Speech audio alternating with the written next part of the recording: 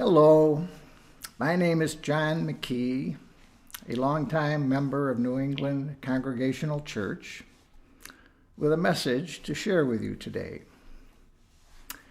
I begin with a scripture lesson from the Old Testament book of Deuteronomy, chapters 4 and 11.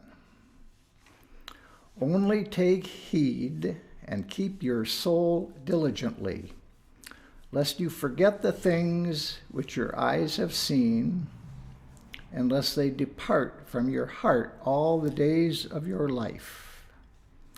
Make them known to your children and your children's children. And you shall teach them to your children, talking of them when you are sitting in your house, and when you are walking by the way, and when you lie down, and when you rise. And you shall write them upon the doorposts of your house and upon your gates. And from the New Testament book of Colossians, chapter 3. Let the message of Christ dwell among you in all its richness. Instruct and admonish each other with utmost wisdom. Sing thankfully in your hearts to God with psalms and hymns and spiritual songs.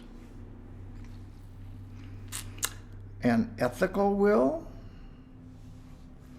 Are you acquainted with this term, with this concept?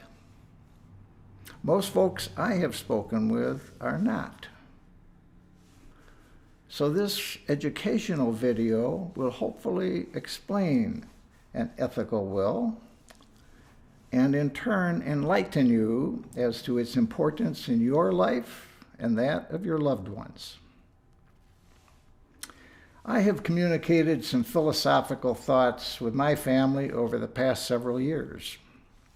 But when I read an article focused on the specific meaning of an ethical will, I reorganized my thinking into a more comprehensive written message.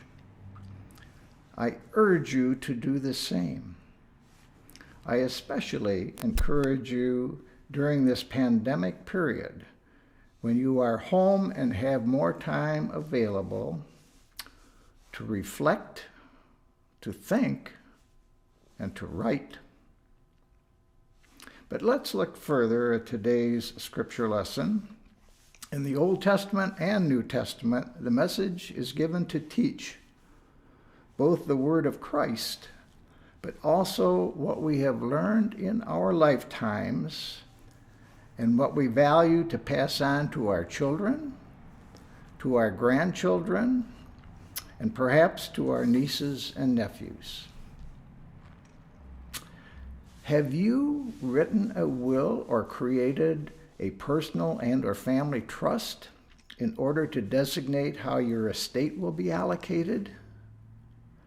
Have you consulted with your attorney to understand the importance and relevance of preparing these appropriate documents? If you fail to do this, and should you pass away unexpectedly, you are then subject to state laws and the judicial probate process. What you have accumulated in your lifetime may be distributed entirely differently than you intend. You should be the one to determine who are your chosen heirs. Who will receive your liquid assets? Who will receive your personal property? Who will receive any real estate you may own? In addition to individual offspring and other beneficiaries, you may wish to consider charitable organizations as recipients of part of your estate. For example, New England Congregational Church. Now, at the risk of this sounding like I am appealing for money, I hasten to say this is not the case. Nonetheless, you may want to read through this very informative brochure on different ways you might provide a legacy gift to our church.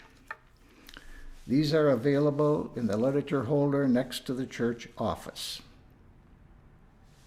As an aside, I once read there are 3 phases to one's life.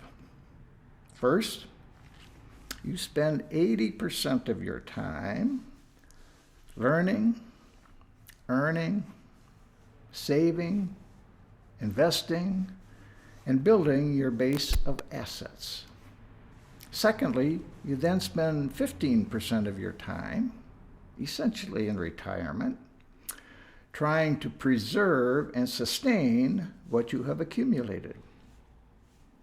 Lastly, and perhaps the most joyous period, is that 5% of your time when you give your assets away to family, friends, and charities.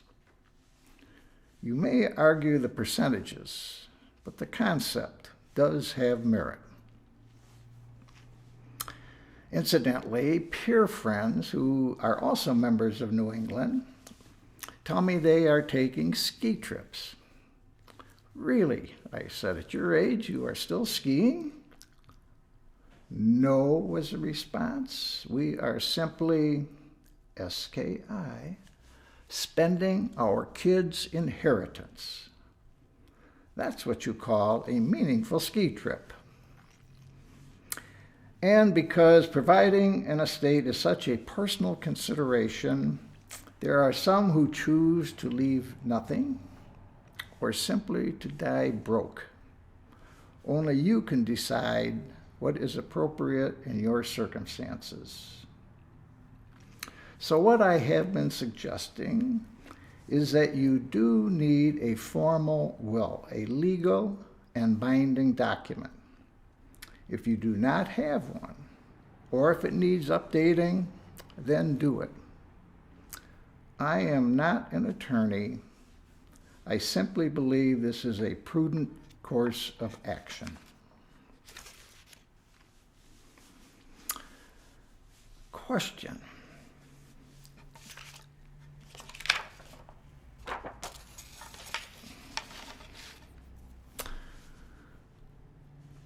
All that being said, what then is the relevance of the title of this message? An ethical will? As much as I encourage you to have a legal will, I equally challenge you to not die without having written a love letter to your children and grandchildren. Too many folks leave this earth without having left behind a document to these family members that sums up their life, that provides these heirs with a sense of who they really were, what they really stood for, what their values were, what wisdom and knowledge can be passed on, and what stories might be related. Question: what is an ethical will? The short answer, as mentioned, it's a love letter to your family. The longer answer is an 800-year-old tradition of creating a letter to your loved ones, setting down evidence of what was important to you. What had always been an oral tradition was first formalized into a written one in the 12th century, when Jewish fathers began writing their sons letters of instruction about what it meant to live a worthy and ethical life. These came to be known as ethical wills. The value of this loving custom resonates today with people of all ages and traditions. Question: who might want to create one? A person who understands that the most valuable things they have to give are not material. One who wants to share some of their life story in a way that is helpful and enduring, but doesn't want to commit to writing an autobiography or memoir. Question: what could you include in an ethical will? There is no such thing as a standard ethical will. What they all have in common, though, is that each author has considered what they want their audience to know without question and have committed to putting it down in an enduring fashion. It might be an expression of love and gratitude, or on life experiences that reflect core values and lessons learned. It can be a place to preserve information or family stories. Ethical wills are an excellent place to provide explanations of decisions behind an estate plan or charitable bequest, or as a place to document the story behind the money.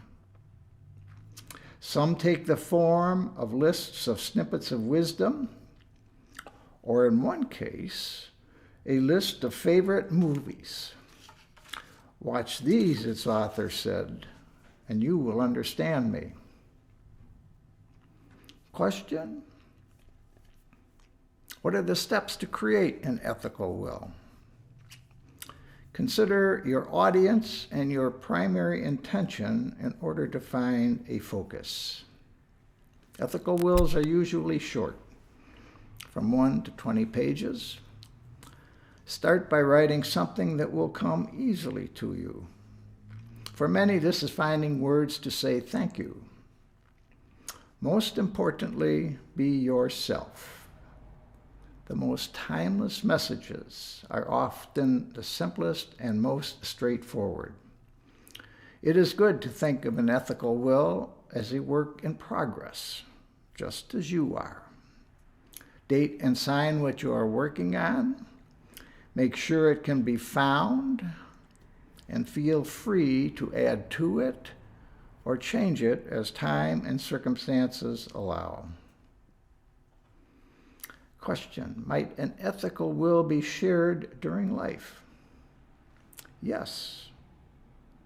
Ethical wills are monologues, but can be even more powerful when they are catalysts for dialogues built on the foundation of what was expressed in the ethical will, which are often reflections difficult to fully articulate face to face.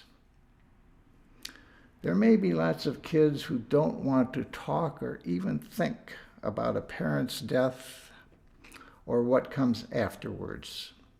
In cases like these, write down your wishes and beliefs and leave them in a place where they will be found. Question: what surprises people who create an ethical will? How rewarding and affirming a process it is, grounding them as it does in what brings meaning to their lives. It feels really good. I can personally attest to this being a positive experience. This video is admittedly directed to the greatest generation, the silent generation, and the boomers. At the same time, I hope that seeds are planted with Gen Xers, millennials, and the Gen Z group. So, I am asking you to share your lives and experiences and the lessons you've learned with those you love. Tell your story. Share your wishes. Explain your beliefs. Encourage those who follow you.